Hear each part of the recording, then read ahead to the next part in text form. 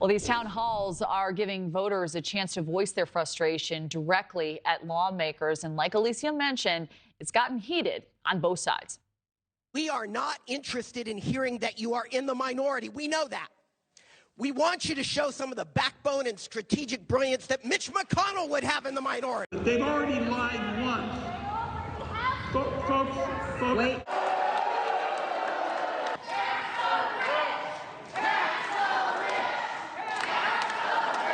I have Medicare, Social Security, and sleepless nights. President Trump successfully used tariffs to rewrite. The only way this is going to work, folks, is if I get the opportunity to answer the question. I'm going to answer his question. I'm going to answer his question. You're not going to get me upset.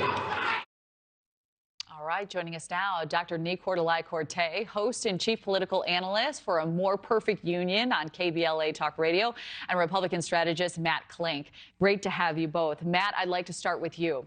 So some of the frustration voters are voicing at these town halls are related to the sweeping cuts DOJ has made and the ripple effects those have had. What can Republicans do to pacify these fears without sounding out of step with the administration, walking that tightrope? Good morning, Kelly. I don't think Republicans are going to do anything differently because what they're doing is clearly working. The people that are showing up in town halls are not Republican voters. And look, right now, there is just general anger among Democrats across the board. I find it interesting that the clips that you played focused more on what the Democrats aren't doing. Although I will say I love the fact that Bernie Sanders and Alexandria Ocasio-Cortez are out there. Please, please put them out there more. We want them out there more. It means just stronger numbers for Republicans across the board. No, Republicans are going to stay focused on their path. They're going to pass a reconciliation that's going to permanently enact the Trump tax cuts. And I think that it's going to be a great 2026 for Republicans. You know, I've heard that so many times, Matt, from Republicans saying, yes, AOC, yes, Bernie Sanders, let's see more of this. This represents a group that they don't believe the entirety of Democratic voters can unite behind. Doctor, what do you say to that criticism? Kelly, I say that the people are looking for Democrats to not just be the minority party, but to be the opposition party. You heard it from one of the constituents at one of the town halls that you just featured in your clip there. And the political mood in this country is shifting. You better believe that when that reconciliation bill is passed, it will eventually become deeply unpopular with folks across the spectrum. Look, it's not just Democrats that benefit from Social Security and Medicare and Medicaid. It's also Republicans. And so I think it's brilliant political strategy for AOC and Senator Sanders, among so many others, former vice presidential nominee Governor Walz, to go out into Republican districts and talk directly to constituents that will be impacted by this. The fact that Republicans are too afraid to even host town halls in their own districts, they know this is not good politics, and they know that this reconciliation bill is going to become radioactive.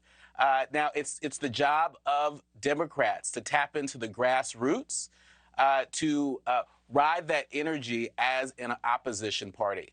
Well, Doctor, let me push you on that just for a moment. The strategy may be great, but is being the opposition party enough? We know that didn't get the party across the finish line in the last election.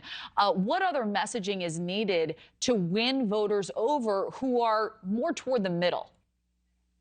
Well, I don't think Democrats talked enough about the working class folks and really the issues that everyday Americans have to contend with paycheck to paycheck. It felt as if Democrats were sort of counting votes and trying to, pick off enough seats in order to take control of the House, maybe maintain control of the Senate.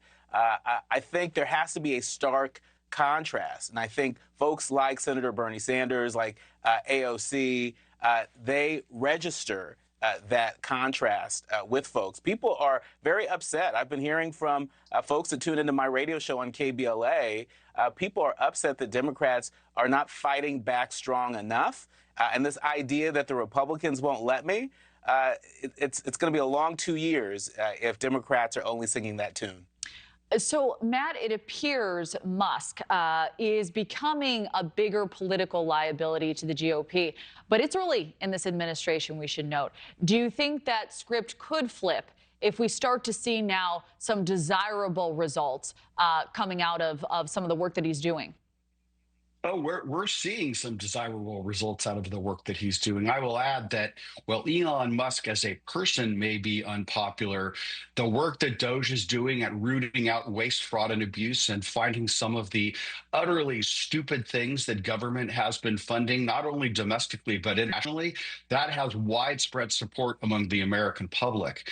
And look, in terms of the messaging, it's going to be a tough 2 years for the Democrats until they find someone. And I guarantee you, it is not an 84-year-old socialist from Vermont or a uber progressive woman from inner city New York as the leader of the Republican Party. Once they find a moderate Democrat, and I know that the calls are frantically out to identify one of those, maybe they'll gain some traction. But again, this is just a recast of 2024 that was tried and failed. And the Republicans, look, Donald Trump has never been more popular. Case in point that what he's doing is working.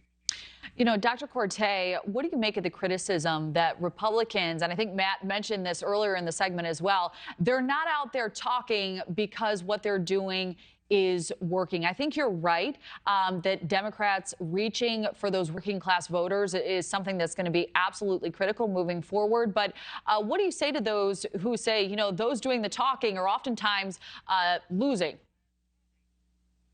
I would say that it's important that we separate the facts from the fiction. The reality is a lot of people who voted for President Trump voted for him because he had an advantage in terms of lowering costs. They trusted him to lower costs. They also trusted him on immigration. Right now, we're seeing that the implementation of his immigration policy is haphazard. We're seeing that costs are not going down. They're going up.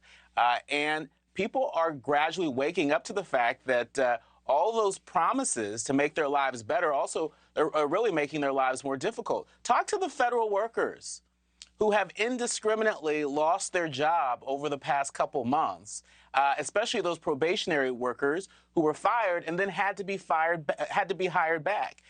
That doesn't look like putting early wins on the board, but like I said, it's still early. All right, Matt, I'll give you the last word here. Eggs are down, gas prices are down, inflation is down, mortgage rates are down, job growth in the public sector is down, job growth in the private sector is up.